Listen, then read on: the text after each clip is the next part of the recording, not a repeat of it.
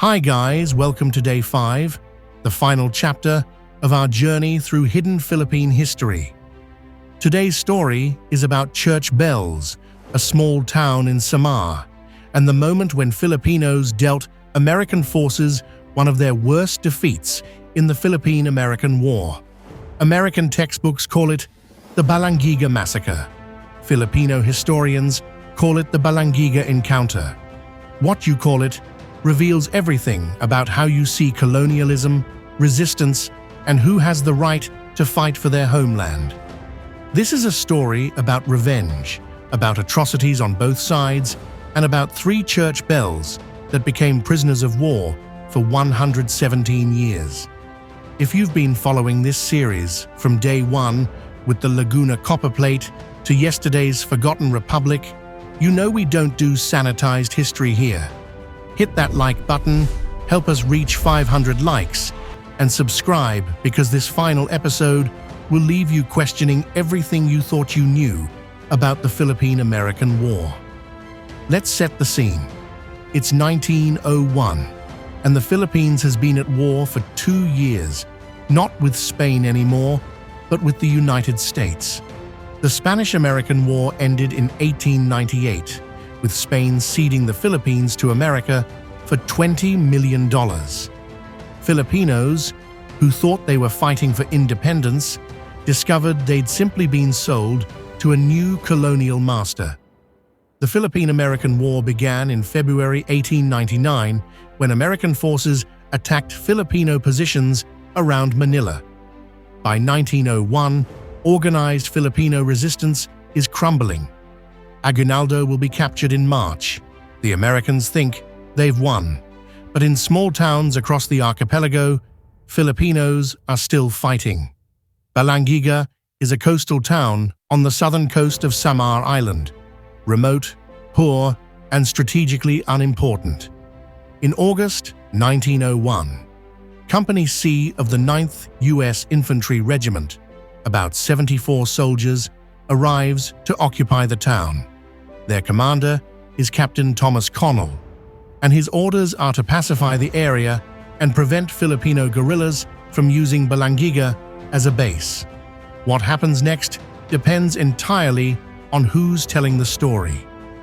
The American version goes like this. Company C arrives and tries to help the town. They provide medical care, they're friendly to locals, they're just doing their jobs as peacekeepers. Then, on September 28, 1901, without warning or provocation, Filipino insurgents disguised as women and laborers launch a treacherous surprise attack during breakfast, brutally killing American soldiers with bolos and machetes. It's a massacre of innocent peacekeepers by savage insurgents who violated the rules of civilized warfare. The Filipino version tells a very different story. Company C arrives and immediately imposes harsh military occupation. They confiscate food supplies from a town that's already struggling. They force townspeople into labor gangs to build fortifications and clear land. They implement concentration policies, restricting movement and gathering people into zones where they can be controlled. They arrest the town's men on suspicion of being insurgents, cramming them into 2 small buildings that serve as makeshift prisons. Some accounts mention American soldiers abusing Filipino women, though details are contested. By September, the town has reached a breaking point. The truth probably lies somewhere between these narratives, but here's what's not disputed. On September 28, 1901, at dawn, the church bells of Balangiga rang. Not for mass, not for the start of the day. As a signal, hundreds of Filipino revolutionaries, some dressed as women to avoid suspicion, others posing as laborers who'd been working on American projects, launched a coordinated attack on Company C while soldiers were eating breakfast. The attack was devastating. Armed primarily with bolos, machetes, and a few captured rifles, Filipinos swarmed the American garrison. The fighting was close quarters and brutal. Bolos aren't precision weapons. They're designed for hacking through dense vegetation and, when necessary, through human bodies. American soldiers, caught completely by surprise, many without weapons within reach, were overwhelmed. Within minutes, 48 American soldiers were dead or dying. 22 were wounded. Only 4 escaped uninjured. In military terms, this was a catastrophic defeat. But the Filipinos didn't escape unscathed. American soldiers who reached their rifles fought back desperately. Some Filipino attackers were killed in the initial assault. Others died as surviving Americans organized a defense and fought their way to boats to escape. The exact Filipino casualties are unknown, but they were significant. This wasn't a one-sided massacre. It was a battle, and both sides suffered. The survivors of Company C made it to nearby American garrisons and reported what happened. The American military response was swift, brutal, and disproportionate. General Jacob Smith, who took command of operations in Samar, issued orders that would become infamous. He wanted Samar turned into a howling wilderness. He ordered his men to kill everyone over the age of 10.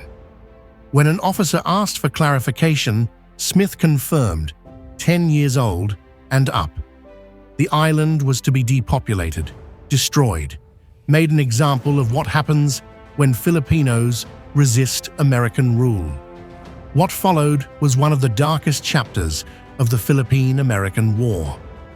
American forces swept through Samar, burning villages, destroying crops, killing water buffalo that farmers depended on for plowing, and shooting anyone suspected of supporting insurgents. The Howling Wilderness Campaign turned Samar into exactly that. Villages that had stood for generations were reduced to ash. Families that had farmed the same land for centuries were scattered or killed. The Americans called it pacification. By any modern definition, it was ethnic cleansing. How many Filipinos died? Nobody knows exactly. American records are incomplete and certainly undercount. Filipino sources suggest thousands of civilians were killed, but documentation is sparse. What's certain is that entire communities were destroyed, and Samar's population dropped dramatically between the 1901 and 1903 censuses. The island was devastated in ways it took decades to recover from. General Jacob Smith was eventually court-martialed, not for ordering atrocities, but for being too public about it.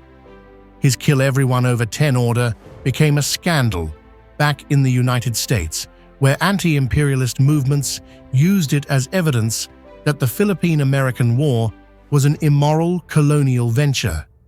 Smith was convicted, given a slap on the wrist, a reprimand, and retired with full benefits. He faced no real consequences for ordering war crimes. Finally, in December 2018, 117 years after they were taken, the bells came home. The US government, under pressure from both Filipino and American advocates, agreed to return them. When the bells arrived in the Philippines, thousands of people came to welcome them. Elderly residents of Balangiga who had grown up hearing stories about the bells but never seen them finally stood in their presence. The bells were installed back in the church, and when they rang again, it was a moment of profound historical closure. So what do we call what happened on September 28, 1901? If you're American and see Company C as peacekeepers killed by treacherous insurgents, it's a massacre. If you're Filipino and see Company C as occupying forces imposing brutal control over a captive population, it's a legitimate military operation, an encounter, a battle. The name you use reveals your politics, but here's what's undeniable. Balangiga was part of a larger war that shouldn't have happened. The Philippine-American War cost hundreds of thousands of Filipino lives. Some estimates go over 1 million when you include deaths from war-related famine and disease. It was a colonial war of conquest, where Americans, who had just won independence from Britain 125 years earlier, denied Filipinos the same right to self-determination. The war was justified with racist rhetoric about civilizing savage Filipinos, the same language Europeans had used to justify colonizing Africa and Asia. Balangiga also reveals the complexity of resistance.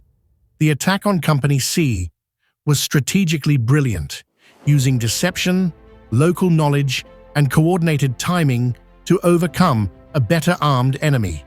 It was also brutal and personal, close-quarters killing that left bodies hacked a war.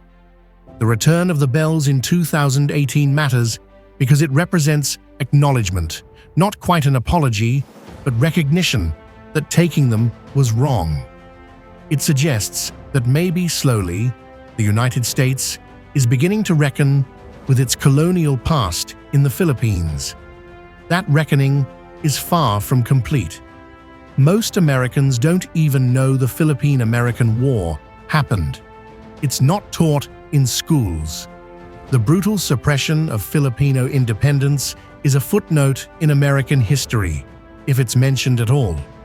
For Filipinos, Balangiga represents resistance, the refusal to submit quietly to occupation. It's a reminder that independence wasn't given by benevolent colonizers, but taken by Filipinos willing to fight and die for it.